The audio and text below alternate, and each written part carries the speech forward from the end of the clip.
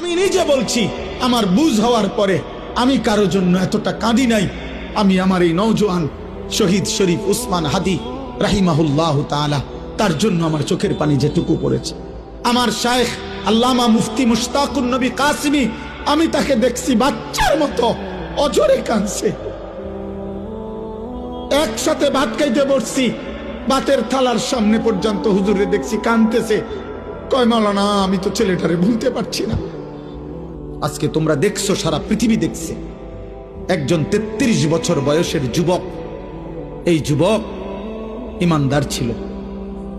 আমার প্রিয় ভাই, আমার কলিজার টুকরা ভাই শহীদ শরীফ উসমান হাদি রাহমাতুল্লাহ আলাই, এই নওজোয়ান ইমানদার নওজোয়ান 5 ওয়াক্ত নামাজ সে পড়তো প্রতিদিন। খুদার কসম, ফজরের নামাজ সে জামাতে পড়তো। ফজরের জন্য বন্ধুদেরকে ডাকতো।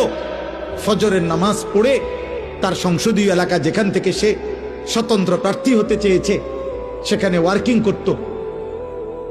যেদিন গুলিবিদ্ধ হয়েছে সেদিন তো সে জুমার নামাজ পড়ে আল্লাহকে সেজদা দিয়ে মসজিদ থেকে বাইর হয়েছে।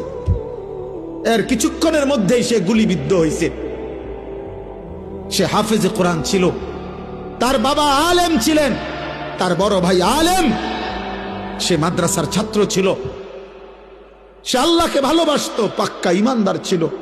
তার হৃদয়ের সবটায় দেশপ্রেম, মাতৃভূমির 1 ইঞ্চি জমিন, মাতৃভূমির 1 ইঞ্চি জমিনের আজাদি, স্বাধীনতা, সার্বভৌমত্ব সে দিল থেকে চেয়েছিল।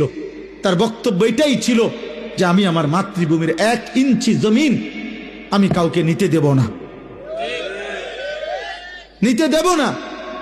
এক যুবক আল্লাহকেও রাজি করেছে, মাতৃভূমির প্রতি ভালোবাসা দেখাইছে, ঈমান এবং দেশপ্রেম, এই 2 জিনিস তার মধ্যে একত্র হওয়াতে, তোমরা ভাই বলো, একটা ছেলে বলো, তোমরাও দেখছো, আমরাও দেখছি, গোটা বাংলাদেশের লক্ষ লক্ষ আলেম, মুফতি, মুহাদ্দিস, পীর, বুজুর্গ, আউলিয়া, ইমাম, খতিব, মুয়াজ্জিন, তালেবে ইলম, হাফেজে কোরআন, বুড়া মানুষ, জওয়ান মানুষ, বাচ্চা মানুষ, আরে বাবা, এই জাতির 18 কোটি মানুষ মনে হয় তার জন্য অঝরে চোখের পানি ফেলছে।